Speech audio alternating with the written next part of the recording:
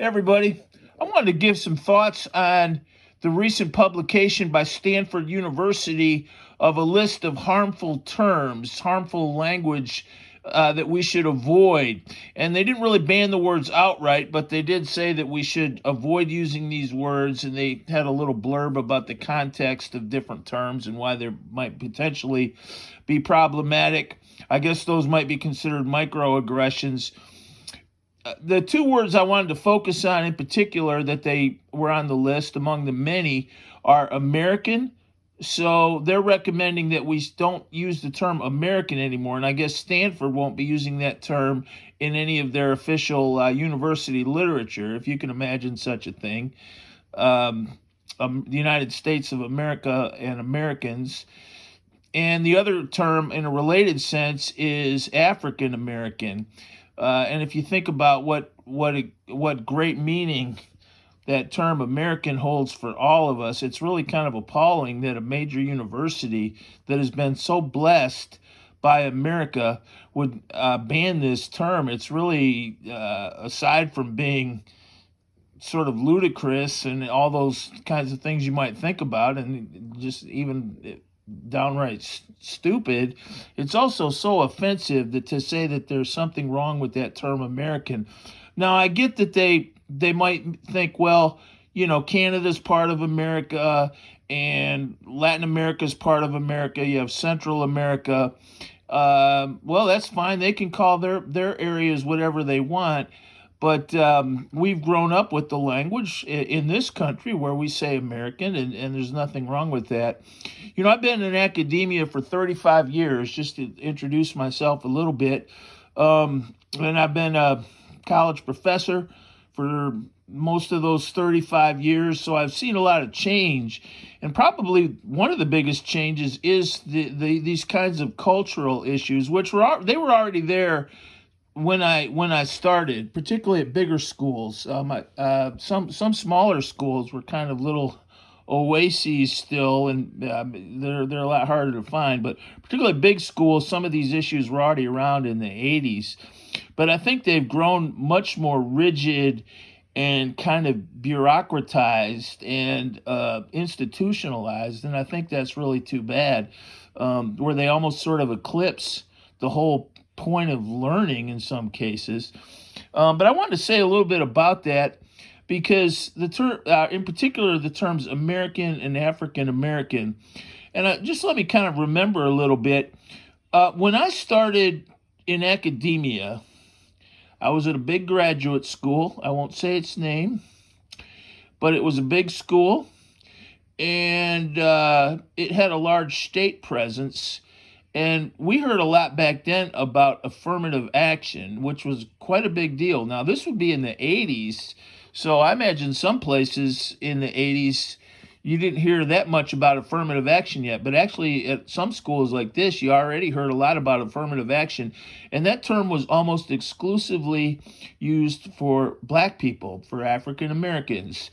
And I distinctly remember reading in some of the, college catalogs, university statements, that African Americans had been oppressed for centuries, and just treating everybody in some sort of neutral way wasn't sufficient. And some groups that were, and it specifically said black African Americans that have been historically disadvantaged should receive maybe special consideration, not necessarily unfair advantages, but if all other things being equal, you should take that into account. And that was sort of what I remember affirmative action being, and I very specifically remember that being about black people. And I think most decent people realize that we do come from a history of slavery, and those scars remain, and that's just part of the reality of America's past. But already by the 90s, I think you were starting to see that term affirmative action kind of go away. And one of the first changes I remember seeing, and I actually can remember some fairly specific examples where it started to come up, was in the hiring of white women and the promotion of white women.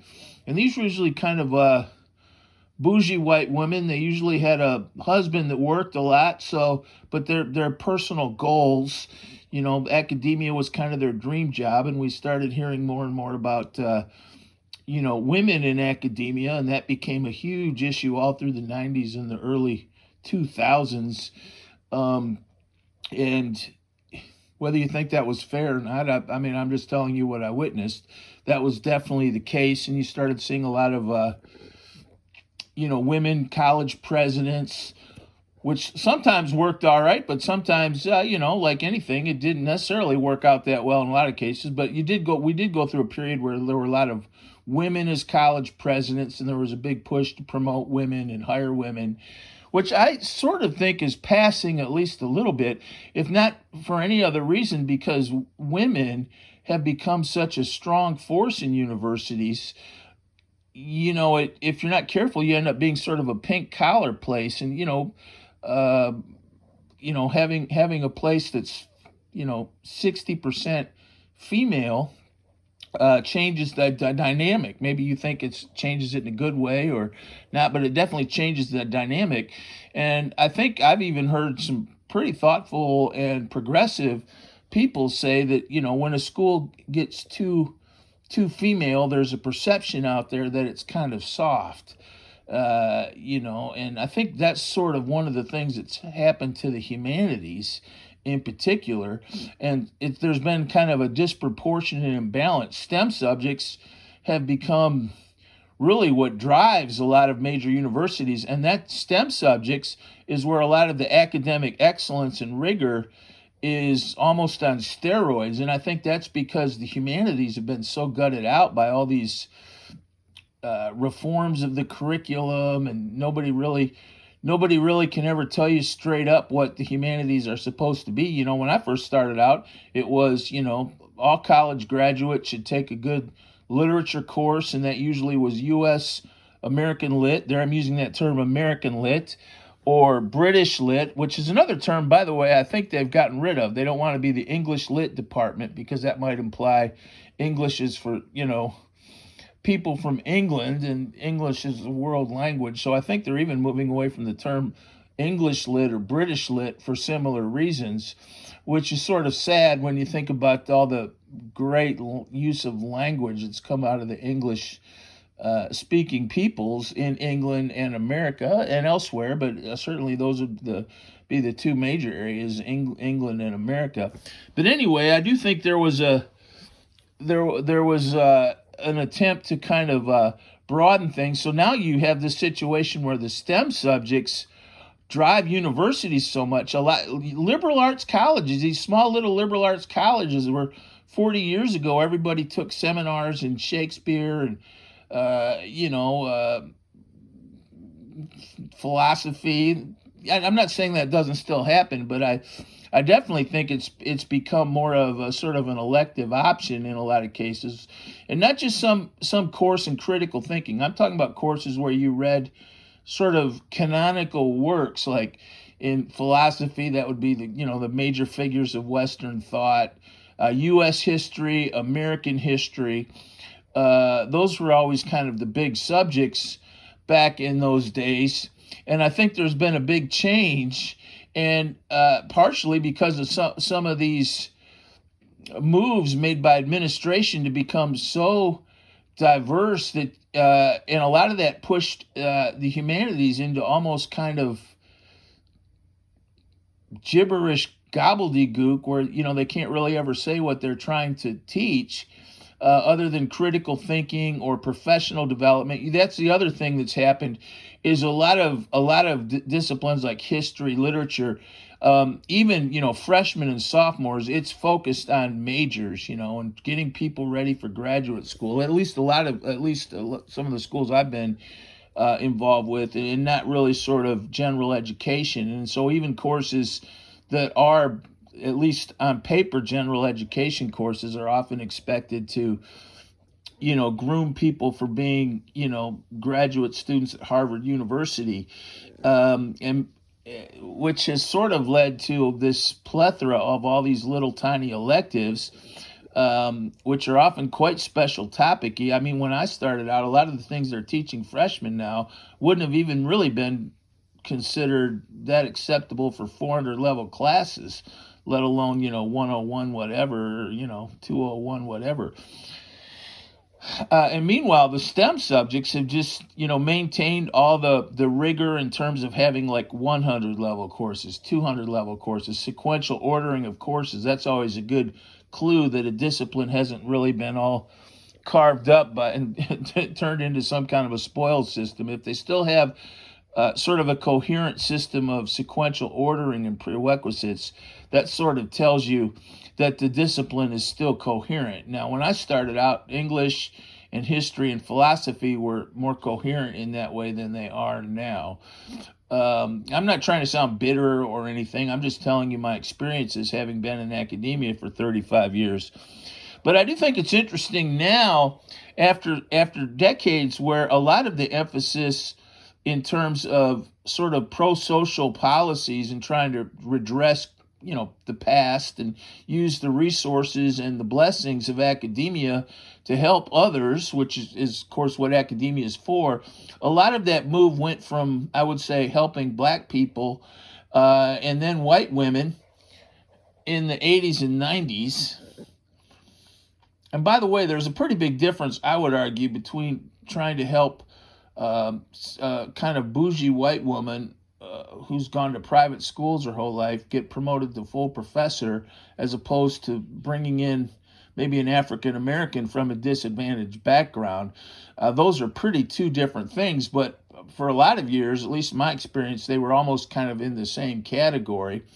But now we see more and more. I haven't really heard the term affirmative action in a long time. I mean, I haven't had. I hear people say it on TV or YouTube videos or something. But in terms of any kind of official, or even just people using it within academia, I really haven't heard that term in ages. Now I'm pretty out of the loop. So, but the term that's replaced it is kind of diversity, and I think when you think about the difference between diversity and like affirmative action, we are going to take proactive measures to help some of these historically disadvantaged groups, and diversity is a pretty different can of worms. It's a pretty different kettle of fish, and sometimes it's not all that well defined.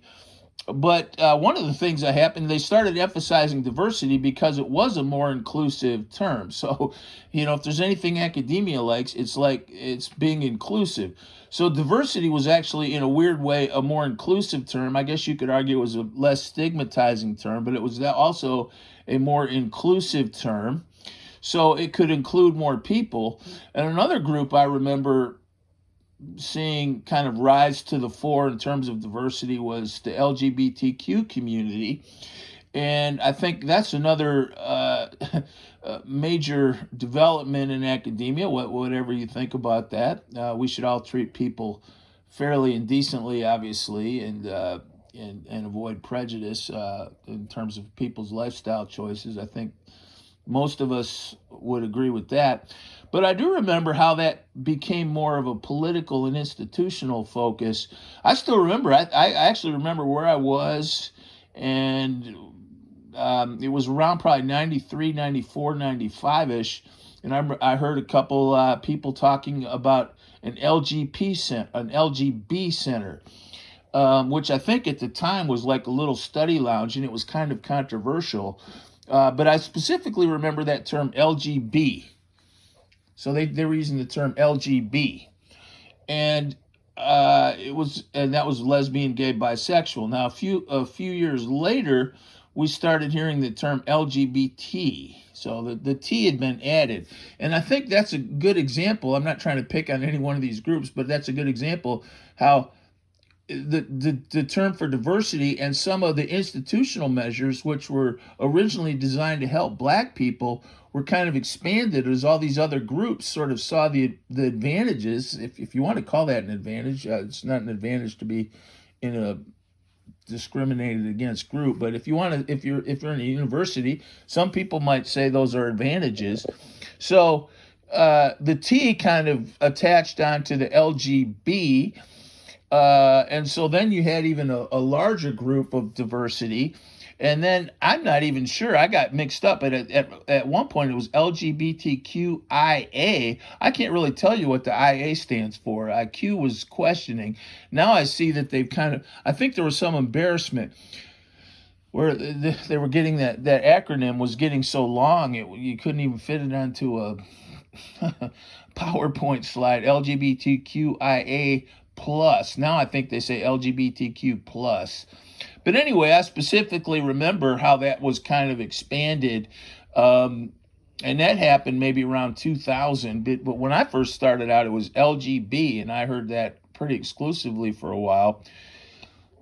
And which all brings us to the next point, which is this getting rid of the idea of American, which I see as kind of part of this cycle. You might say it's the end game. But, so now we're going to get rid of the concept of American as it applies to the United States of America. And another term that they want to get rid of is African American.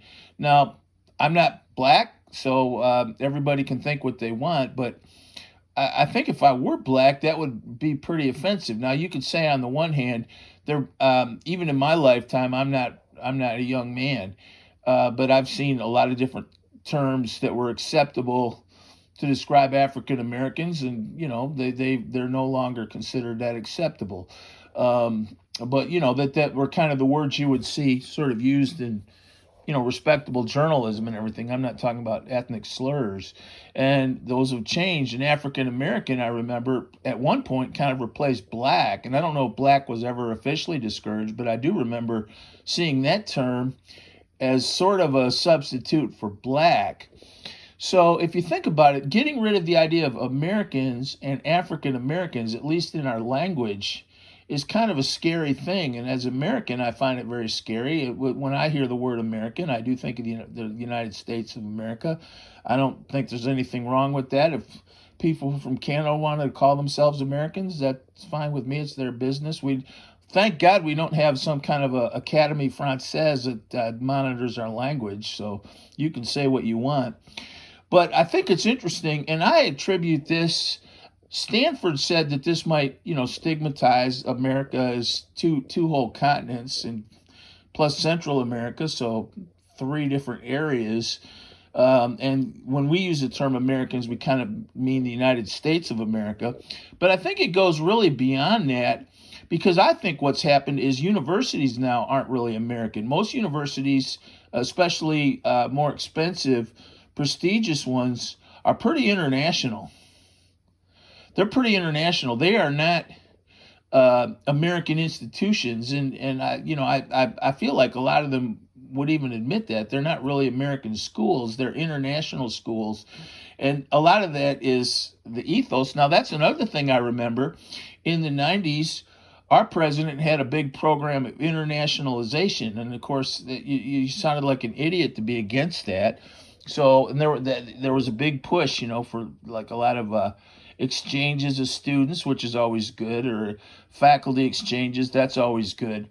But it also involved, bringing in a lot of people into faculty positions and even students from elsewhere in the world, and these students, I guess, would eventually not be American, so they go to an American school and they're not really American.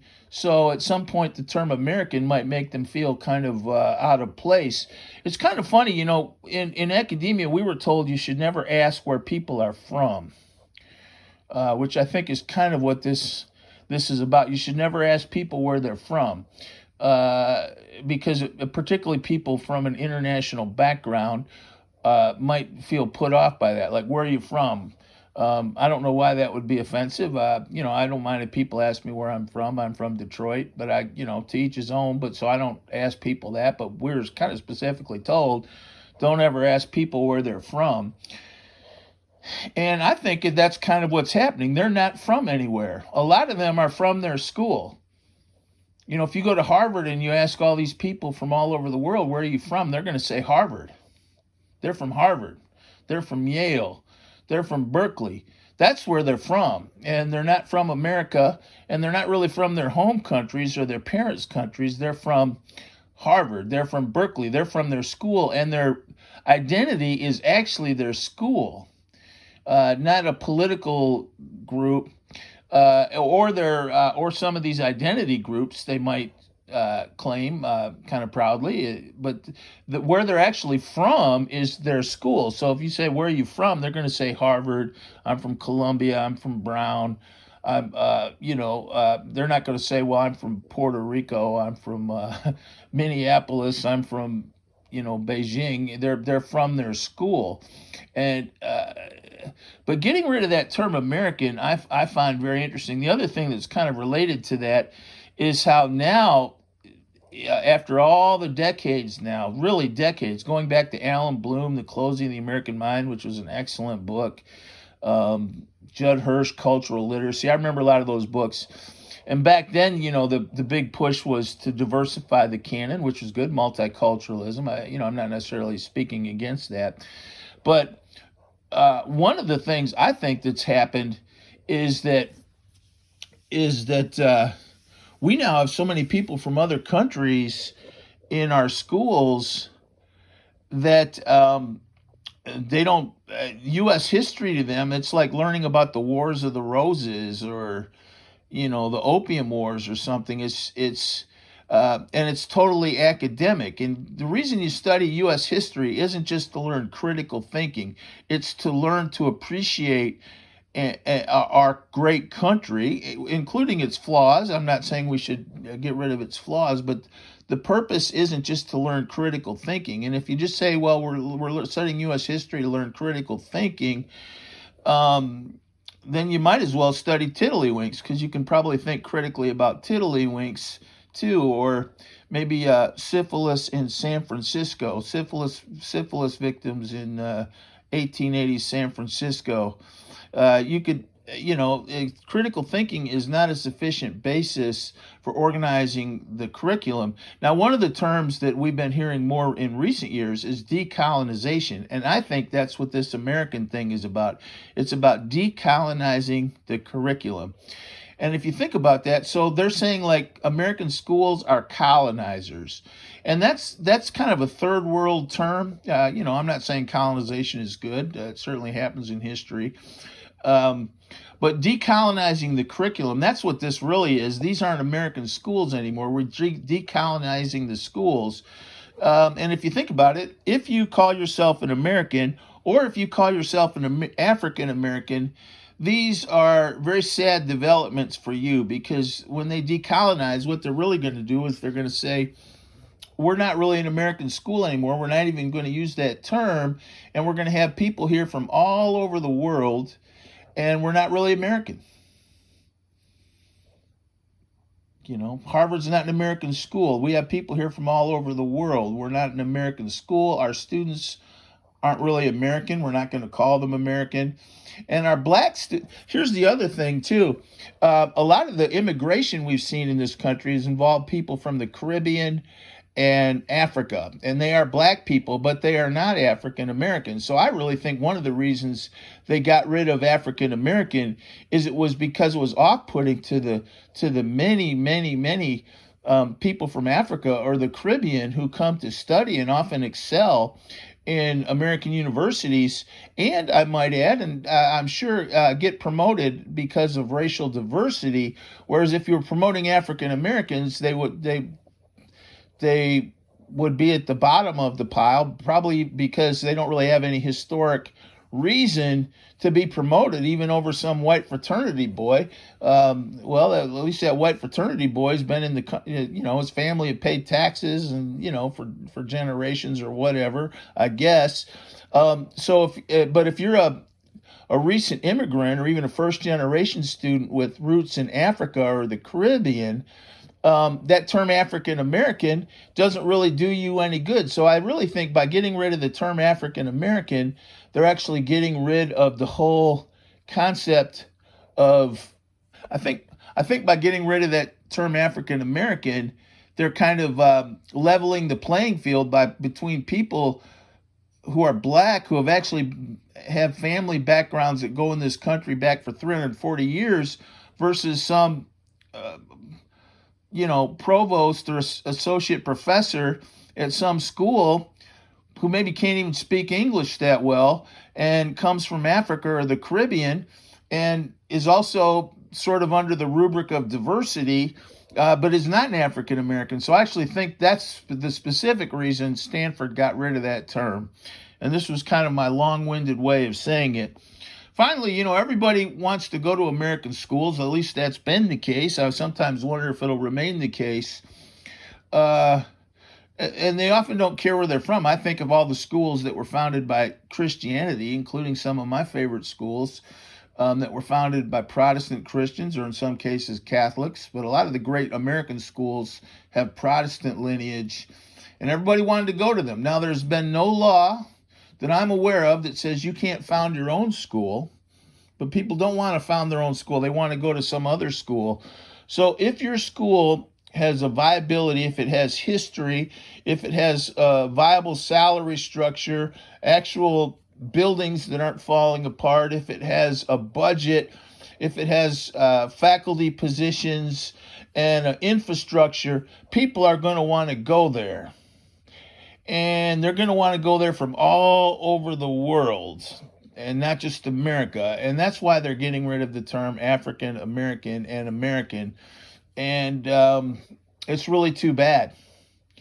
And shame on Stanford. Thanks. God bless.